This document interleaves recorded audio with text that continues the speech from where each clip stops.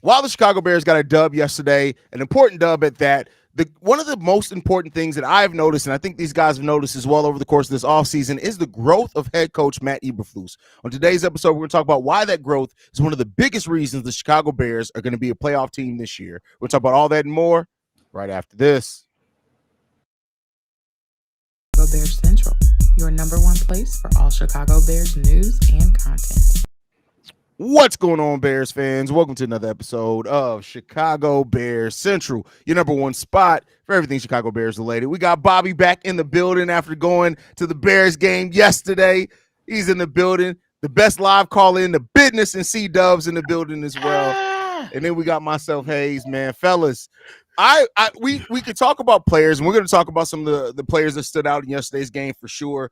But I think something that can go overlooked sometimes is the development of a coach. And oftentimes when you talk about a head coach developing, it's usually when they get their second job. Sometimes they don't do it within their job. They don't have as long of a leeway to develop the way that they need to in the head coaching role.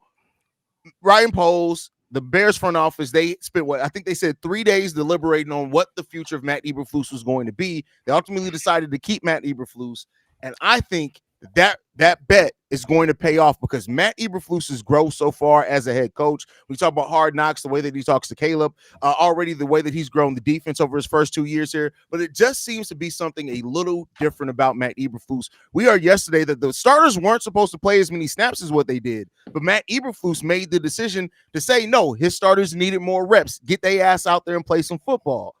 I just think Matt Eberflus, as much as we're talking about growth of everybody else, his development is a huge part why I feel confident in saying the Bears are going to make the playoffs this year. How you guys feel? Yeah, that's an absolute great title and subject for this video. I think Matt Eberflus go way on the wayside. Nobody gives him his props when his props should be given. Even if it's a little bit of a ingest, it started with even changing his look. It's changing his look. He trying to change the person visually as well as theory as himself as a coach. So he already Drip already described him changing up his ways as coaching as far as playing his starters in the preseason games. Maybe if he would have did this in the past, maybe we would have had different outcomes, but we can't live in the past. Matt Eberflus is definitely learning on the job along with players. Man, this is his first job as an NFL head coach. So of course there was going to be lumps in the road. You learn from those the bad things that happen during your journey, and it makes yourself stronger. And I gotta say, man, I've been impressed with Matt Eberflus, what he's been doing. Especially you can start from last season. He started start calling the plays for the defense. That's when he stepped in front of there. The guy wasn't doing a particularly great job calling the plays. He stepped in front and got his team on the right place. And as you look at the defense in these preseason, aren't they? You can say it. They're a well-coached team. You can say it.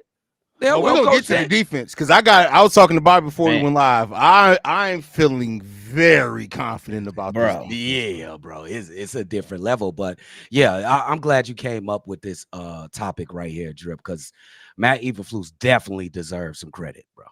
I agree with that, and just being able to watch it up close and personal. When after those few drives and they went 3 and out and didn't really see much success, there's a guy sitting next to me. He's like, "Oh, that's it for Caleb." I said, "Bro, if Matt Eberflus you don't want to leave that film out there, bro." It seemed like they was rushing to start. You know what I'm saying? Wasn't really much in a rhythm.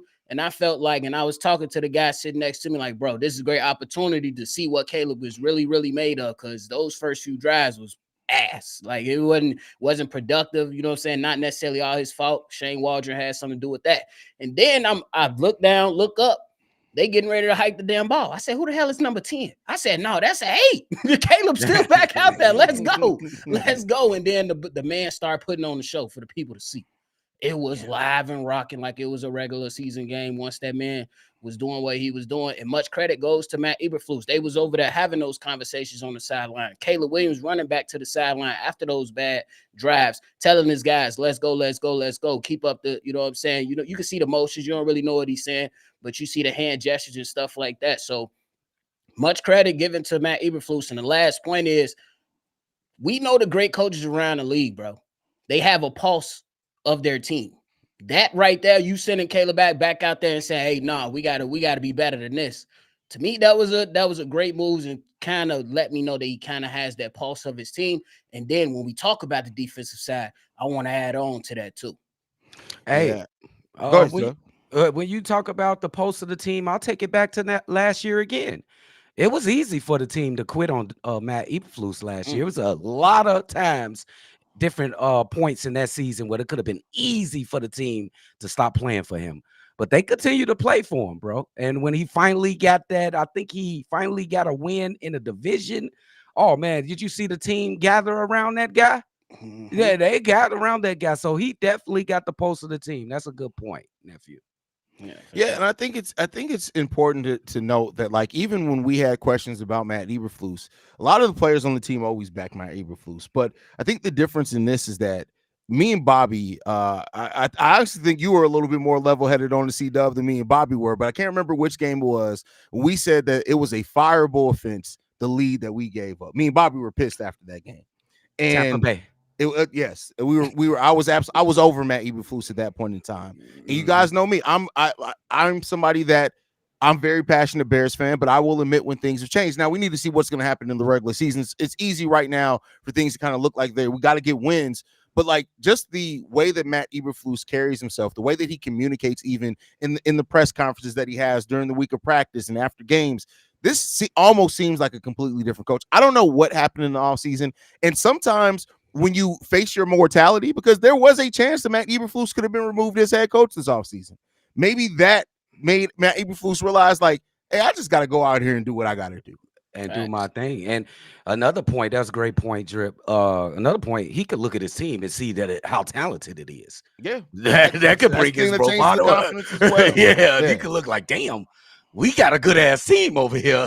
We might be able to do some things. Let me get my swag up a little bit. So, well, the fact of the matter is that when you have a team this talented, even with you having a rookie quarterback, it's easy for you to be the scapegoat.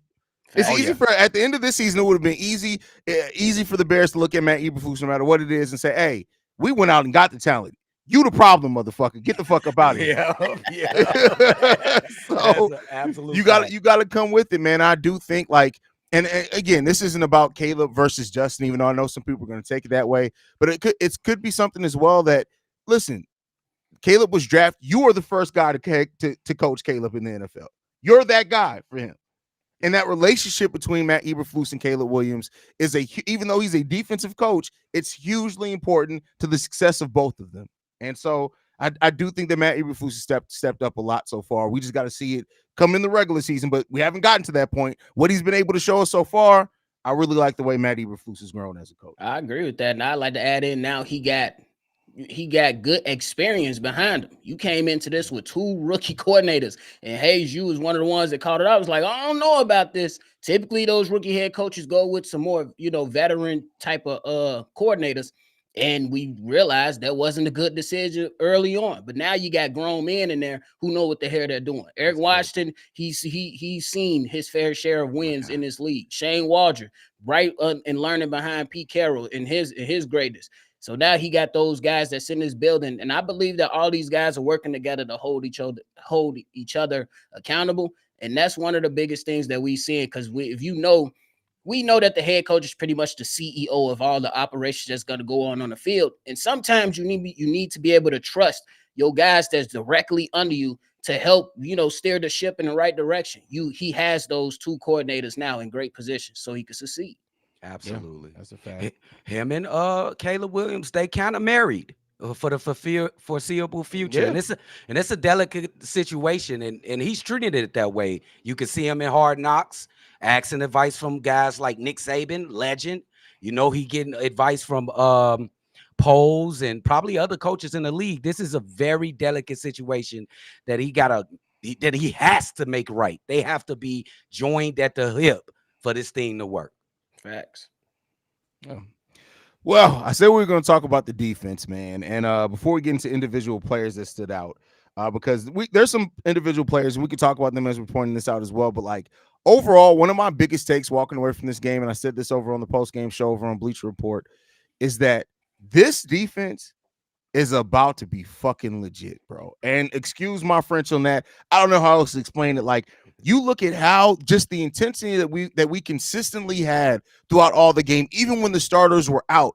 This defense is taking pride in getting stops. This defense takes pride in getting takeaways. And this defense takes pride in you're not finna move the ball easily against us. There were a couple of drives where they were able to move the ball kind of better than I would have liked to see. But outside of that, like the Bengals, we had them in a chokehold most of that game. This defense is legit, I feel like. How you guys feeling about that one? Oh yeah, this team is absolutely legit. And I'm gonna say iron sharpens iron. Like the starters for this defense are so good that the guys that's coming in the second string have to step up their game. And they doing exact that. I mean, the depth is so deep. I hate to be the guy to have to cut some of these players because it's a lot of players that's out there making impactful plays. Blackwell, Strowman still making plays. He was making plays last year. You got guys on the line and Kareem and Booker making plays. This is second game in a row making impactful plays. The key thing about this defense is depth and impactful plays. These guys are coming. That's a fact. And bad, like when he dialed up that blitz to Kyler Gordon, I'm sitting right there. Yeah, I'm like, you better throw it. Boom! We went berserk. and then he let the game go on a little bit and dialed it up again with one of the other guys. Yeah. And I think that one of the things that you said, C-Dub, is the depth. Bro, you bringing in Terrell Smith, who got a nice ass pick. Then you got guys that's making plays in Baskerville. He was a guy that they picked up, I believe, at the latter part of last season. He didn't really play that much. And I got to give credit to this staff again. They just picked up the young kid Hutchins. Me and C-Dub, like, we don't know what this guy going to be. Good luck. Like, keep it a buck. Like, we don't know.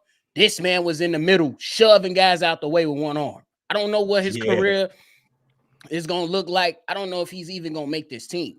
But to get guys coming in here and you placing them in the right positions and you putting them in great situations so they can make plays, you got to speak to it. This is a playoff defense, bro. This is a playoff defense because every time it seemed like the rain started coming down, it got really, really tough for the Bengals. You do not want to play in inclement weather versus this defense. Otherwise, you gonna find yourself in trouble. And Haize, you did talk about that yards per carry for the opposing team. It's a real thing, bro. Yeah, it's just too many good players in the middle, bro. Yeah, it's going to be tough to move the ball against the Chicago Bears team. I want to get into this comment from Zeke. My issues with the Chicago Bears is the same issue. I've been having with them since I've been able to understand the Bears. They start over too much instead of sticking through the grind. Zeke, here's the thing.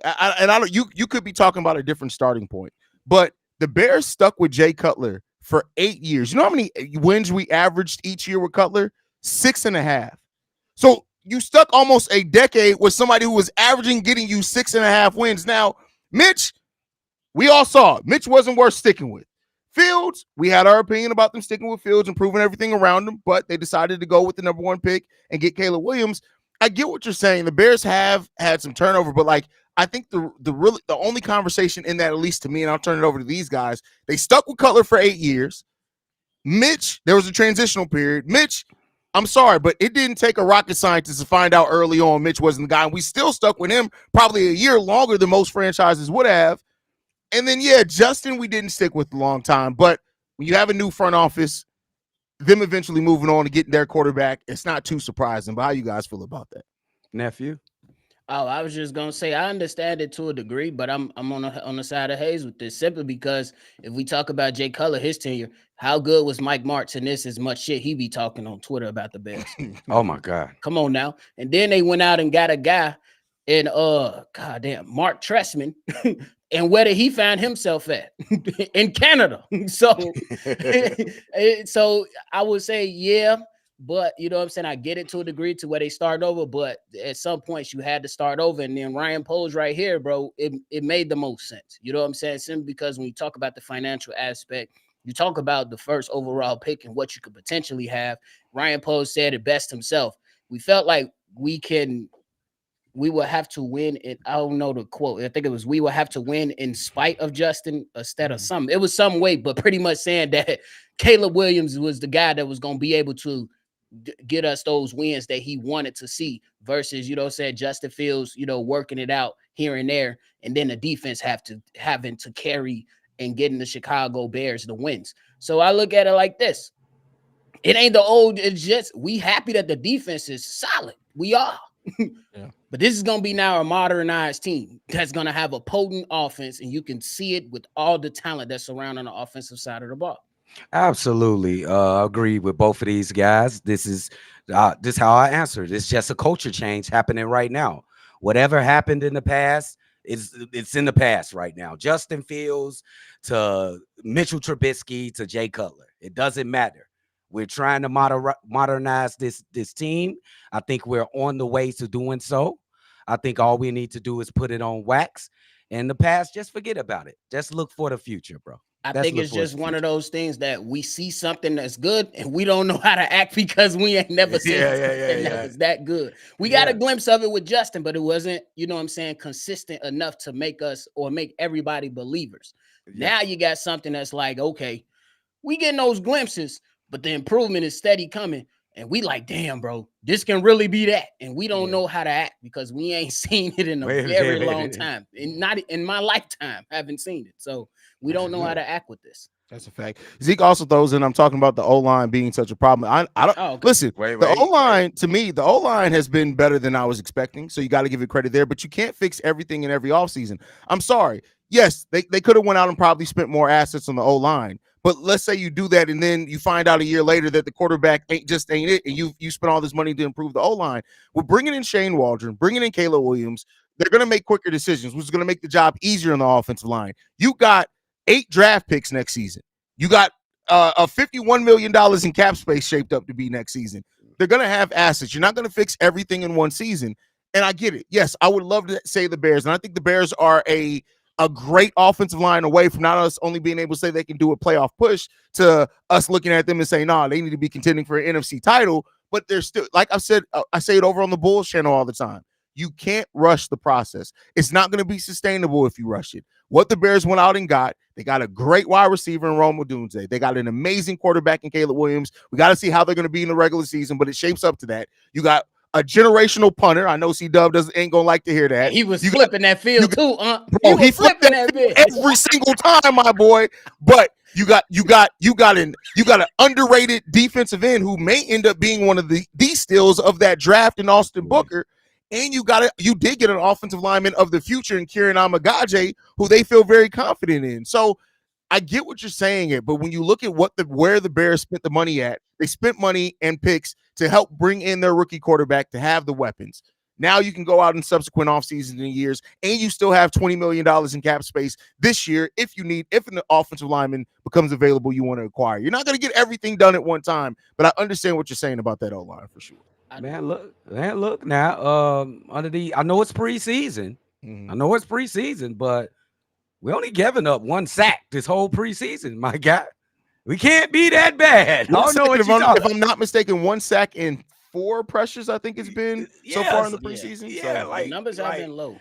We only been beat 1 time on a spin move on Nate Davis. He still tried to get back there. He almost got back there, but they grabbed Caleb better back. So I think they've been pretty good. I ain't even gonna fucking lie to you. You've been seeing, if you've been looking at the pockets on the TV, he's been having nice pockets to sit there and throw to. And then he got legs that he can make grown athletes look foolish out there, bro. So I think they playing good. I don't understand. I don't know what y'all saying. And I agree with you. And I would just add this last point. Dak Prescott, he got the best offensive line anybody could ever dream of. Guess what his playoff record is? 2-5. Joe Burrow with a worse line than the Dallas Cowboys went to the Super Bowl. So what does that tell me?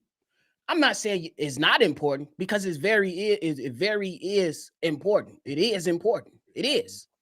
So so I just want to provide some clarity. But I'm with you though. You still got to have your concerns. But overall, if we're looking at everything, the quarterback matters just a little bit more. They should be able to scheme open some stuff to take some pressure off the offensive line. And you seen like when they was trying to apply some pressure on the Chicago Bears, Shane Walders like, hell no, let me get some more blockers up in here. They had 2 wide receivers out there, some of their sets. So it's ways around it. But I understand it. But let's embrace this. Let's embrace this. I think we got to be fair, though, because what have we seen? What is the play on the field? What is the play on the screen? Have y'all seen a bad line on the screen instead of reading articles about people saying it's a bad line? What have you seen on the screen? I think the thing is, too, is like it's preseason, so a lot of people aren't going to believe in what they, and I say in almost every preseason video or breakdown that I have, it's about the process, not necessarily the results. The process right now has shown that there is sound offensive line, and that's the thing. Right now, we just need to get up to having average offensive line. We can figure out how to make it great out of getting to average first. Again, you can't rush the process. Typically, you're not going to go from something being a weakness to being one of your strengths, but you can get it to be less of a weakness for you. And that's what the Bears did. They added depth. You look at how this offensive line has performed. We are in a way better position as far as depth. Now, we got to have our starters to be healthy to take advantage of the depth, because that gets eliminated if your starters aren't healthy. But overall, I think we never got to see what this offensive line was with 2 things last year. It was never completely healthy because it was either Tevin Jenkins, Nate Davis, or Braxton Jones missing time in every one of the games last year. So we never got to see continuity, and we never got to see them with a competent center because our center play has been god-awful trash for the last 4 years. My Lord, yes. Yeah. And Steely Nate, he was all right, but I ain't gonna lie. You don't watch the offensive line much with Caleb back then, and his motherfucker manipulating the offensive pocket like that. Oh my goodness. It's just crazy up close. But they did well. You see how you making them athletes look like fools? Yeah. Bro, even in the plays that really didn't do nothing, the plays that he missed the pass down the field, they gonna show them in Cincinnati Bengals in the locker room, and they ain't gonna be happy. They ain't gonna be happy at all, bro. That's not. Yeah. Let's get into some of the players that stood out yesterday, man. And I'm gonna have a unit that stood out to me, and one of the players in that, and that is gonna be Austin Booker. But that defensive line unit of Booker, Sweat, Javon Dexter, and Walker. I'm not saying that's going to be the starter because Billings is going to start. But when you see that, don't be surprised if that's the defensive line you see out there on third downs and in major drives when they just need to stop. Because that line, that's one of the fastest pass rushes you're going to see, period. Absolutely. 100%. I love that. You actually took mine. I'm going with the defensive line too. I just let Austin Booker start. Let's leave it. Can we stop fucking around? He's going to start. The dude motor is. I'm trying to think of a player could compare him to like a motor. No, I can't do that. But I'm gonna just leave it alone. I was gonna go somewhere, but y'all was gonna be mad at me. This guy got a motor that just don't. He got a Toyota motor. You know, a Toyota motor, you can ride that thing for 300,000 miles, and that thing can start right up. It don't matter what time, what time of year. Now the transmission is a different story, but the engine is not gonna have it. Engine gonna go. Engine gonna go. But I would go with them. But I want to just one more. Caleb Williams was outstanding, bro. I don't care. Even in the plays that he missed, look at the work he did in the pocket. Look at he slipped on one play. And ain't no excuses. He slipped on one play, Miss Everett over there on the sidelines there. But this kid is gonna be a demon, Joe. Just look at the 11 on 11 they call it. That kid is a monster, dude. He's an absolute beast. He is. Yeah, bro. That's that. Listen, and Eric Washington likes to rotate that defensive line. Man, it's gonna be special. Go ahead, Bobby. Oh, I was going to definitely give a shout out to the defensive line like both of you guys did. But I got to show love to Spider-Man, Kyler Gordon. Oh, yes. Bro, stay healthy, young fella. Healthy, young fella. Please. Because you don't see too many corners that are not that they are willing tacklers. Like they don't run from the smoke. We talked about the blitz off the edge. We talked about we got to talk about the tackle for loss. That was a huge play. And just the energy that he brings out there. And another guy that I want to shout out that, that wasn't really starting, but who kept coming is Hardy. Daniel Hardy, he keep coming, bro. Every time he found himself near that quarterback, and it was real close before he was about to wreak havoc on that quarterback over there for the Bengals, for sure. I got to show love to him too. Kyler Gordon just came out of nowhere last season with this physicality, bro. He just got in the game, and he got his first hit, and we like, what the hell is you doing, Kyler? Where'd that come from, bro? And ever since then, he's been one of the most physicalest corners in the league. He's physical as hell. He'll run up on tight ends, 280 pounds, 270 pounds, and put them on their ass. That one-on-one tackle for a loss is big time. That was a big time play because it was a lot of space to run if he get around Kyler Gordon. And more times than not, you see that amazing athlete on the offensive end of the field get around that one defender. It's just one person and make a big game. But this defense is loaded. I don't even think Brisker played. Did he play? No. He ain't play. Brisker played. He made a play out there. He played. He played? Damn.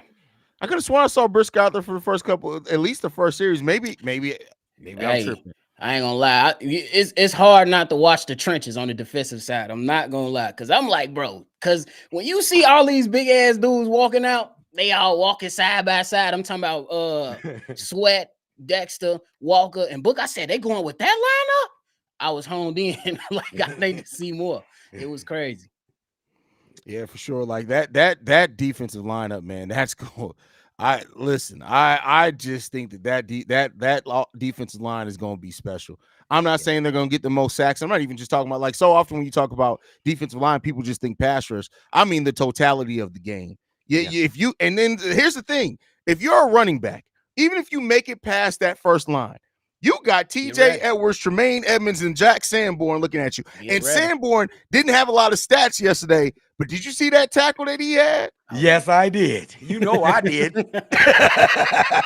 That's my son. He gonna be the one that don't get all the, all the praise. He's just gonna be solid each and every game and do his job because he got them instincts. He get it from his daddy.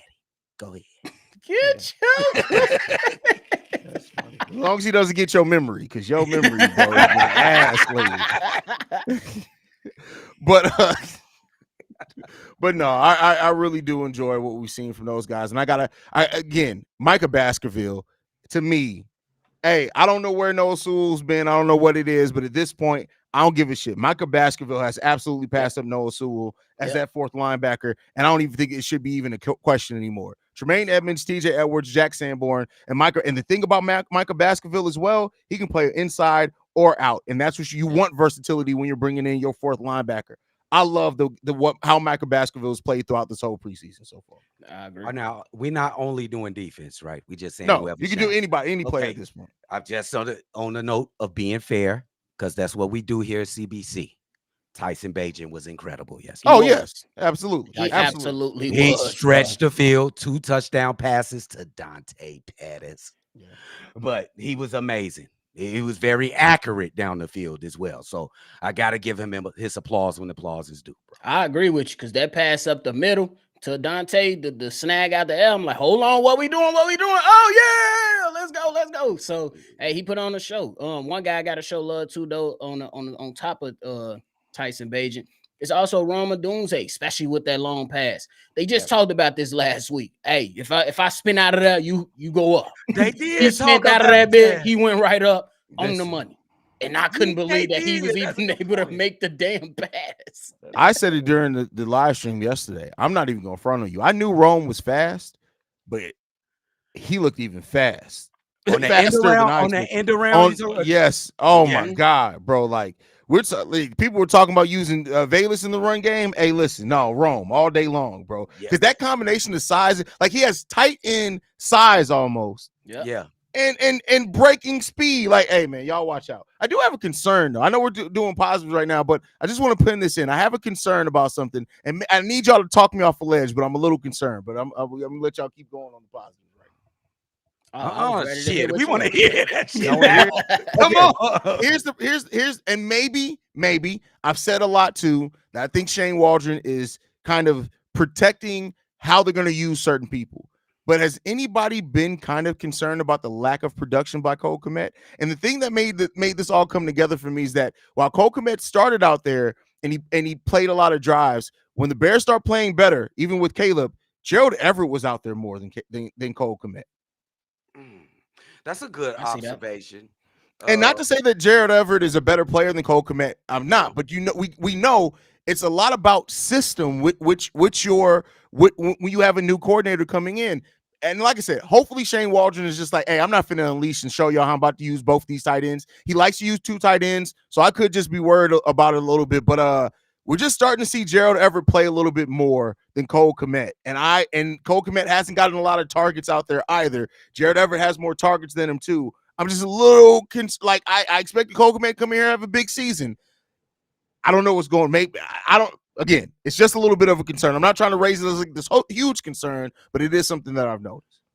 I'm with you on that. I think it's something that we absolutely should be keeping our eyes on, and not only Kmet, but Keenan Allen. Keenan Allen's been out there. We haven't said Keenan Allen's name that many times, but I also think it goes back to your point about, you know what I'm saying, not jumping off the porch. Pretty much is that I think that he's holding this right here because in game 1, that's when, you know what I'm saying, you want to go ahead and start hitting teams in the mouth. And then obviously teams are going to adjust. And now you got to throw some more wrinkles in there. Some wrinkles that you could probably piggyback on is look at Odunze. That end around just to hit that was new. You know what I'm saying? And maybe you go away from that for a few weeks and then you hit somebody with that type of play maybe weeks down the road. It's all about the setup. You know what I'm saying, with Shane Waldron. I think that's something that can come later on for sure. Absolutely. And I'm with you, Drip. I did kind of think this would be, I still think that this is going to be a big year for Cole Kmet. I want to say that they're trying to hold those strategies or those game plans close to their vest, just in case, just not to let the rest of the league know about Cole Kmet, even though they know he's a fantastic player. That's interesting. I really got to look into that. That's interesting, bro, because he hasn't got a lot of pub. And again, admittedly, sometimes I'm too into the weeds of analytics. I can admit it. Sometimes I'm too into the weeds of it. And so just seeing that, the fact that he's played more snaps, Gerald Everett has played more snaps with Caleb Williams. He's got more targets overall in this preseason. I'm just like, huh. But again, I'm not going to. Now, if we get 2-3 games into the season and it stays that way, I'm going to start ringing some alarms. That's what's going to happen. I'll definitely throw that red flag up because this guy Cole Kmet is way too good to be ignored on this team. Way too good. That's a fact. I think he'll get his play. They probably holding it to vest. They holding it to vest. Yeah, because I definitely can see more opportunities coming for Everett and Kmet. Everett for both. Yeah. You know what I'm saying? Especially with those two 12-man personnel that they're gonna be trotting out there a lot. You know what I'm saying? Especially to start the games, because that's kind of how they started too. And one of the passes that Caleb missed was to Gerald Everett, and they kind of, I don't know, from the early looks on, it kind of like they was trying to set up some type of screen. You know what I'm saying? And Caleb rolled out and then just kind of missed him a little bit. But I'm with you on that. I'm definitely gonna keep my eyes on it. In the future, this may be a thing that that naysayers or haters can say to try to divide our team. Like, you know, we got a whole bunch of playmakers and impactful players, wide receivers and tight ends. They'll say, "Oh, you're not getting all what you get." Everybody got to sacrifice. If you're winning, everybody got to sacrifice. So everybody. So just watch out for that, though. Watch out for that. Before we go, let's do some catch up on some of the position battles that we've been monitoring. So first up, backup quarterback position. I think Tyson Bagent starting to separate himself. Whereas Brett Ripon, that first game looked like he may have had it. Last 2 games, Tyson Bagent may have separated himself. How you guys feel? I agree with you on that. Still got him even, C-Dub? I got him even. Okay. I got him still even. Tyson Bagent had a terrific game yesterday. I think the end all be all will be the last game because I think they'll probably split it up between the 3 of those guys, Ripon, Bagent, and then the young kid Reed. You had a good training camp, Reed. But I ain't gonna say nothing. Go ahead. You had a good training camp. Well, we'll see you later, type shit. But yeah, I'll say it's about even. We can't forget about what Brett Ripon did the Hall of Fame game. I ain't gonna forget about it. Austin Reed is out of it though. Practice squad. Austin Reed practice squad. So I think everybody's kind of in agreement on that one. Running back. Well, we can talk about the running back 2 and the running back 4 position. Roschon has not been healthy. He hasn't been out there. To me, Khalil has done no wrong. I don't see any way that you move him down the depth chart. The fact that he's been healthy, Roschon hasn't. Khalil Herbert's going to start off the season as the running back 2, and there should be nothing wrong with that. Ain't no doubt about it. Ain't no nothing wrong with it. Ain't need to talk about it. I just want to know what the hell going on with Rojo. That's it. That's all I need to know. What's going on? Listen, he posted that one thing on IG with that white woman. It hasn't been right since then. I keep telling you there is a correlation. I keep telling y'all. As soon as I saw it, I said, "My boy, you in the midst of a position battle. You got to focus, my boy. Got to focus." The running back 4, Travis, Ian Willer, and Vlas Jones. Travis Homer. To me, special teams. Yeah, you got to be on special teams. But how you guys feeling about this Vlas Jones, Ian Willer conversation? Y'all ain't gonna like it. I don't even sure that I like it. Vlas Jones gonna be on this team, and he's probably gonna be the running back 4. And I'm gonna finish. He's gonna be the running back 3. That's what it's gonna be. 3 over Roschon? I mean, what's up with Roschon? I need to know what's going on with Rojo. What's up with Rojo? He ain't. Where is he? Where is he? Logic. I can't knock your logic. Either 3 or 4. He's on this team as a running back, bro. Vlas Jones. Does Ian Willer make this team? No. Okay. No. Yeah, that's a tough one for me because I'm saying I believe Ian Willer should get an opportunity. But what the Bears have shown me is that they leaning towards Vegas because they keep giving them opportunity after opportunity.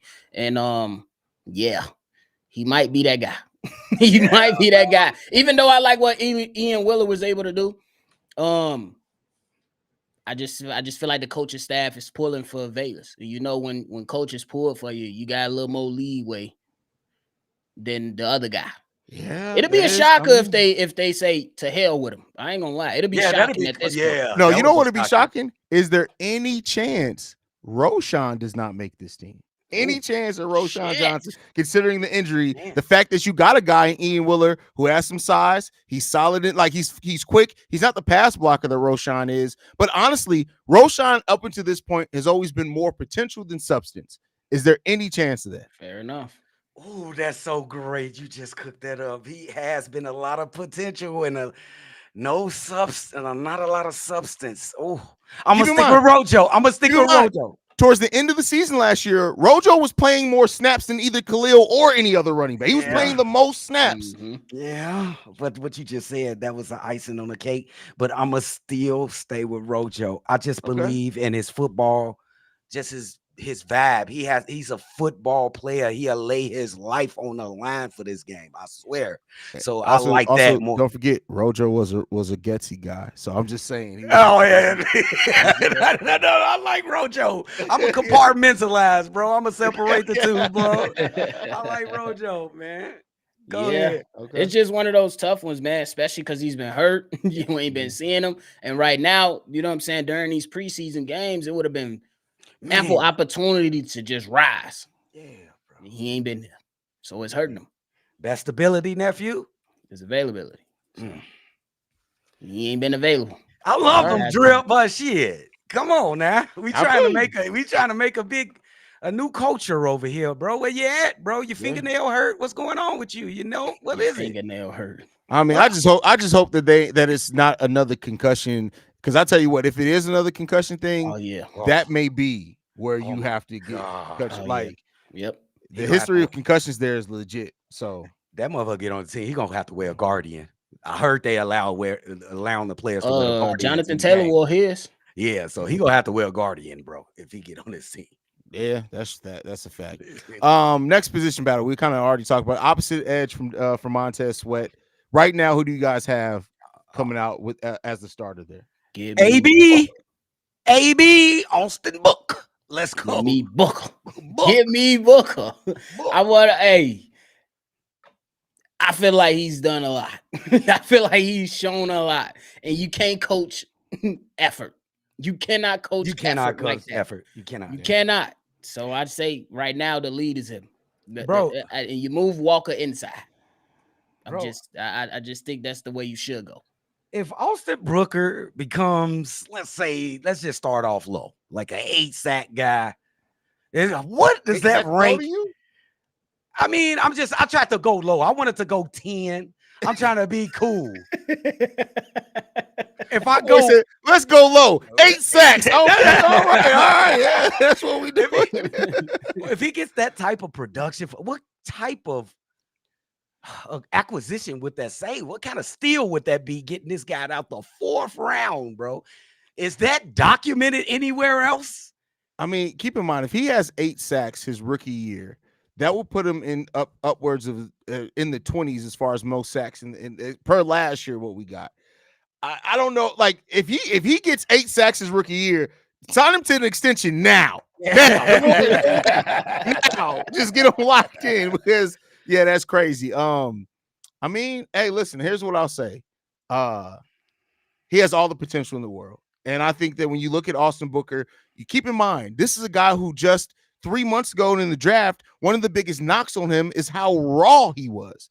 You come into that in the season where they're still saying you're raw, and you have a season like anything productive. If you win a win, because they ain't just giving it to him. If you win a starting role in a season where you were called one of the rawest prospects in the draft, we got to steal the draft. That's all I can say on that. That's a fact. Because man, the motor that he comes with, bro, is something that you want on your team when the game is on the line.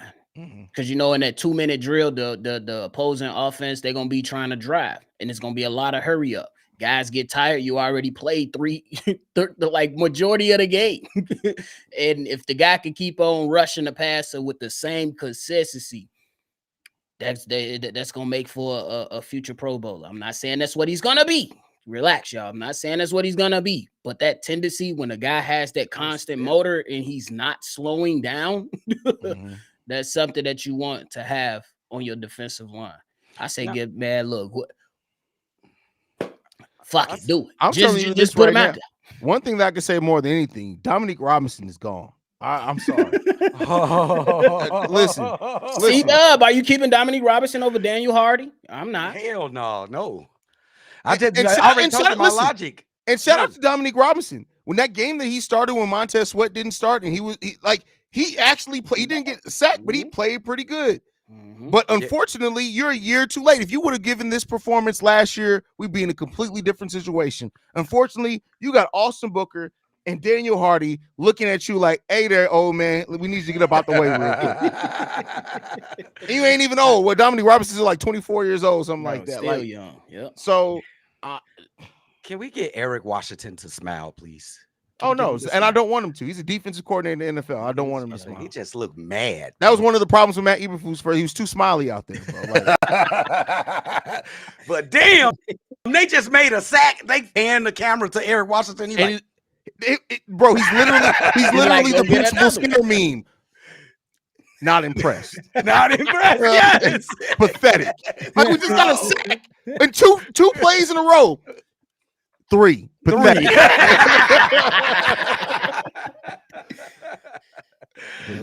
And see, I see a lot of people saying they got different opinions, saying that Austin Booker is a rotational piece.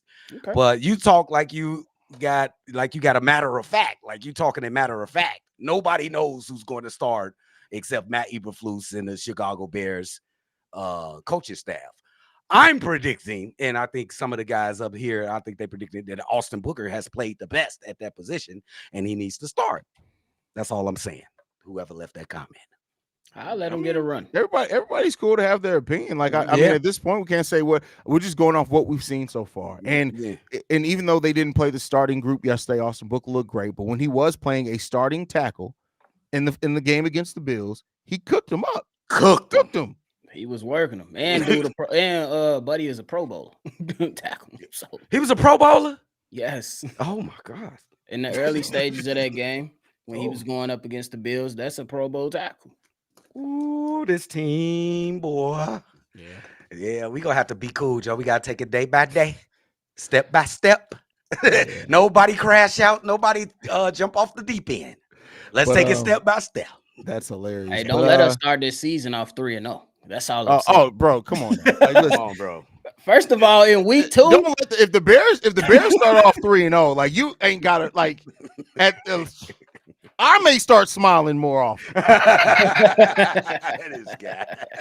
I may get somebody pregnant if we start off. you got 10 kids already, gang. Nigga, you gonna add 6 to my leisure, bro? Like, what we doing out here? You tripping, Drip. You tripping, gang. No more kids, man. You're getting a little elderly out Go there. get another dog, man. Go get another I dog. almost got 600 pounds of dogs in this house. You want me to get another dog? Like, what we The talking way you talking, go get another dog. Go get another dog. If I get another dog, I'm going completely left. I'm gonna get one of the mugs that's about this big. They just gonna sit on the desk. You're gonna just be seeing them. I got these big ass dogs up here. If I'm gonna get another one, I'm gonna go the complete opposite direction. Like you're gonna get a Yorkie in this bitch. That motherfucker gonna be the loudest barker. He gonna be the leader of the pack. Yeah, exactly. Man, any other thoughts? Like I think we went through. I can't think of any other position battles. It's mainly just those 3s. Almost every other position's locked in. I would say so. Yeah, I think that should be.